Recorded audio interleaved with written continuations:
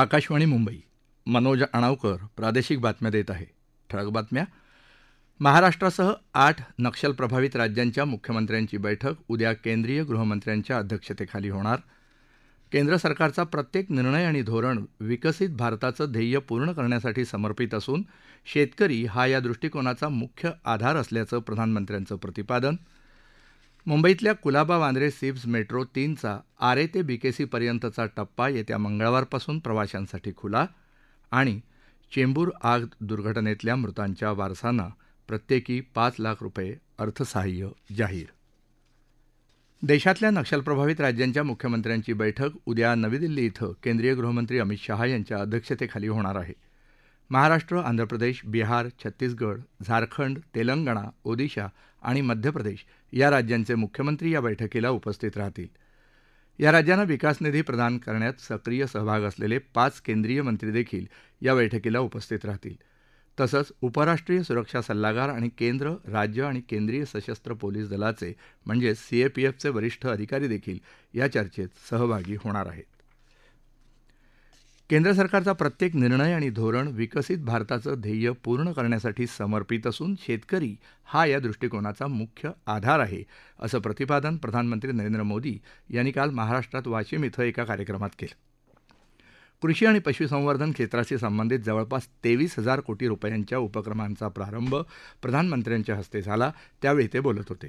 भटक्या जमाती आणि समुदायांच्या विकासासाठीही सरकार वचनबद्ध असल्याचं ते यावेळी म्हणाले. वाशिम जिल्ह्यातल्या पोहरादेवी इथं बंजारा समाजाच्या समृद्ध परंपरेचं दर्शन घडवणाऱ्या बंजारा विरासत संग्रहालयाचं उद्घाटनही काल प्रधानमंत्र्यांच्या हस्ते झालं. या संग्रहालयाबद्दल अधिक माहिती आमच्या वाशिमच्या वार्ताहराकडून. बंजारा समाजाचे तीर्थक्षेत्र पोहरादेवी येथे 4 मजल्याच्या नंगारा भवनात बंजारा समाज की विरासत हे 13 दालनाचे वस्तू संग्रहालय निर्मित करण्यात आले. बंजारा समाजाचा मोहजोदडो हडप्पापासून ते भारतीय स्वातंत्र्यापर्यंतचा कालखंड या ठिकाणी विशद करण्यात आला. त्यात निसर्गपूजक असलेल्या या समाजाची संस्कृती, इतिहास, परंपरा, साहित्य, नृत्य, पोशाख आदीचे दर्शन चित्र आणि देखाव्याच्या माध्यमातून होते. आकाशवाणीच्या बातम्यासाठी वाशिमहून सुनील कांबळे.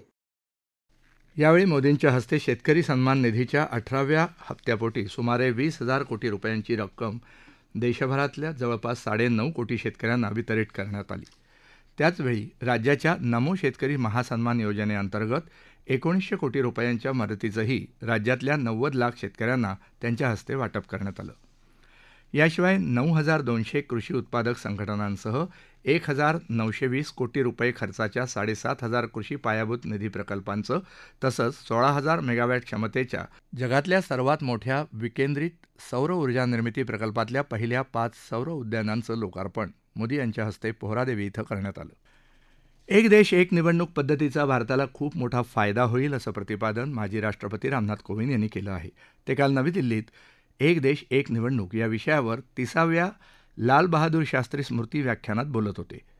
एक देश एक निवडणूक पद्धतीमुळे उत्तम प्रशासन, धोरणात्मक स्थिरता, सामाजिक एकोपा, आर्थिक वाढ आणि जागतिक स्पर्धात्मकता वाढेल असंही कोविंद यांनी यावेळी सांगितलं. एकाच वेळी निवडणूक घेतल्यास अधिक समावेशक आणि समृद्ध भविष्यासाठी मूलभूत सुधारणा होण्यास मदत होणार आहे. कोविंद यांच्या नेतृत्वाखालील समितीने या संदर्भातील अहवाल नुकताच राष्ट्रपती द्रौपदी मुर्मू यांच्याकडे सादर केला होता.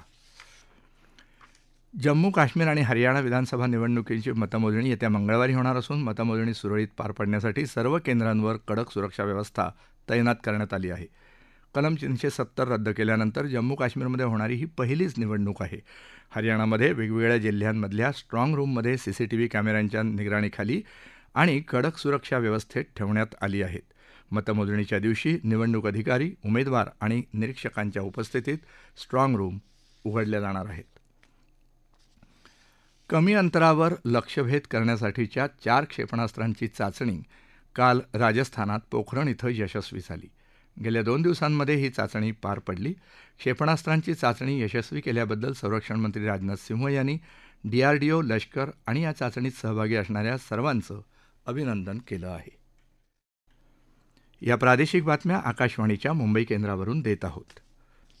मुंबईतल्या कुलाबा वांद्रे सिप्झ मेट्रो 3चं उद्घाटन काल प्रधानमंत्री नरेंद्र मोदी यांच्या हस्ते झालं. या भुयारी मेट्रोचा आरे ते BKC पर्यंतचा टप्पा प्रवाशांसाठी खुला करण्यात आला असून सकाळी 11 वाजता या मार्गावरची सेवा सुरू झाली. ही मेट्रो सेवा येत्या मंगळवारपासून सोमवार ते शनिवार रोज सकाळी 6:30 ते रात्री 10:30 तर रविवारी सकाळी 8:30 ते रात्री 10:30 पर्यंत सुरू राहणार आहे. या मेट्रोमुळे प्रवाशांना आरे, JVLR, SEEPZ, MIDC Andheri, Marol नाका, विमानतळ टर्मिनल 1, सांताक्रूझ, वांद्रे शासकीय वसाहत आणि BKC अशा प्रमुख ठिकाणी सहज पोहोचता येणार आहे.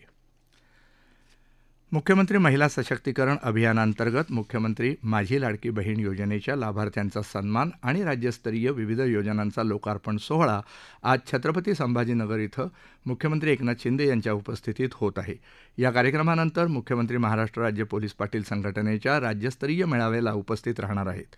हा कार्यक्रम दुपारी 4 वाजता हर्सुल सावंगी परिसरात आयोजित करण्यात आला आहे. छत्रपती संभाजीनगर जिल्ह्यातल्या मुख्यमंत्री तीर्थदर्शन योजनेत 800 लाभार्थी भाविकांची पहिली विशेष रेल्वे आज सकाळी 11च्या सुमाराला अयोध्येकडे राम मंदिर दर्शनासाठी रवाना झाली. रेल्वे स्थानकावर पालकमंत्री अब्दुल सत्तार, गृहनिर्माण मंत्री अतुल सावे यांनी रेल्वेला हिरवा झेंडा दाखवला. आज अयोध्येला पहिली विशेष रेल्वे सोडण्यात आली. यापुढे चारधाम, बौद्धगया, अजमेर अशा विविध धार्मिक स्थळांच्या भेटीला 60 वर्षांवरच्या नागरिकांना या योजनेतून संधी मिळणार आहे. ही योजना सर्व धर्मियांसाठी असल्याचं यावेळी पालकमंत्री अब्दुल सत्तार म्हणाले. यावेळी शिक्षक आमदार विक्रम काळे, विभागीय आयुक्त दिलीप गावडे यांची उपस्थिती होती. सोलापूर कृषी उत्पन्न बाजार समितीच्या विविध प्रवर्गातल्या संचालकांच्या 18 पदांसाठी होणाऱ्या निवडणुकीकरता येत्या 13 ऑक्टोबरपर्यंत नामनिर्देशन पत्र स्वीकारली जाणार आहेत. 14 ऑक्टोबरला अर्जांची छाननी केली जाणार असून त्यानंतर 29 ऑक्टोबरला 3 वाजेपर्यंत उमेदवारी मागे घ्यायची मुदत आहे. मतदान 10 नोव्हेंबरला होणार असून 11 नोव्हेंबरला मतमोजणी होणार आहे. मुंबईत चेंबूर इथं सिद्धार्थ कॉलनी परिसरात आज पहाटे एका दुमजली इमारतीला लागलेल्या भीषण आगीत एकाच कुटुंबातल्या 7 जणांचा होरपळून मृत्यू झाला तर अन्य 2 जण गंभीररित्या होरपळले आहेत. इमारतीच्या तळमजल्यावर विजेच्या तारांजवळ शॉर्ट सर्किट झाल्यामुळे ही आग लागल्याचं अग्निशमन दल अधिकाऱ्यांनी सांगितलं. मुख्यमंत्री एकनाथ शिंदे यांनी घटनास्थळी भेट दिली आणि प्रशासकीय अधिकाऱ्याकडून घटनेची माहिती घेतली. दुर्घटनेत मरण पावलेल्यांच्या वारसांना प्रत्येकी 5 लाख रुपये अर्थसहाय्य तसंच 2 जखमींच्या उपचाराचा खर्च शासन करेल असं त्यांनी जाहीर केलं.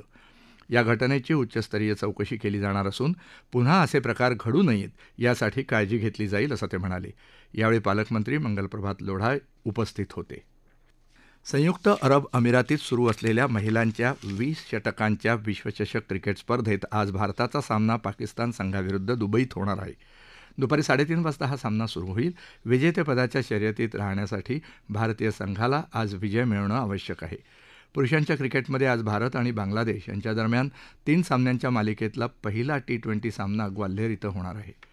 संध्याकाळी 7 वाजता हा सामना सुरू होईल. नवोदित वेगवान गोलंदाज मयंक यादव याला या सामन्यात पदार्पणाची संधी मिळायची शक्यता आहे. हॉकी मलेशियात होणाऱ्या 12व्या सुलतान ऑफ जोहर चषक हॉकी स्पर्धेसाठी भारताचा पुरुष ज्युनियर संघ जाहीर झाला आहे. या संघाचा कर्णधार अमीर असून उपकर्णधार रोहित असेल तर PR श्रीजेश हे मुख्य प्रशिक्षक असतील. भारतीय संघाचा पहिला सामना 19 ऑक्टोबर रोजी जपानशी होणार असून भारतीय संघ दुसऱ्या दिवशी ब्रिटनशी लढत देईल. 22 ऑक्टोबरला मलेशिया आणि 23 ऑक्टोबरला ऑस्ट्रेलियाच्या संघाशी भारतीय संघाचा सामना होणार आहे. वाशिम जिल्ह्यातले संत सेवालाल महाराजांचे 4थे वंशज नामदेव हंजारी महाराज यांचं काल पोहरादेवी इथं निधन झालं. ते 85 वर्षांचे होते. नामदेव हंजारी महाराजांच्या निधनामुळे बंजारा समाजावर शोककळा पसरली आहे. ठळक बातम्या पुन्हा एकदा. महाराष्ट्रासह 8 नक्षलप्रभावित राज्यांच्या मुख्यमंत्र्यांची बैठक उद्या केंद्रीय गृहमंत्र्यांच्या अध्यक्षतेखाली होणार.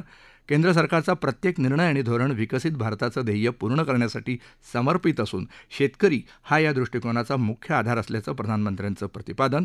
मुंबईतल्या कुलाबा वांद्रे सिब्स मेट्रो 3चा आरे ते BKC पर्यंतचा टप्पा येत्या मंगळवारपासून प्रवाशांसाठी खुला आणि चेंबूर आग दुर्घटनेतल्या मृतांच्या वारसांना प्रत्येकी 5 लाख रुपये अर्थसहाय्य जाहीर.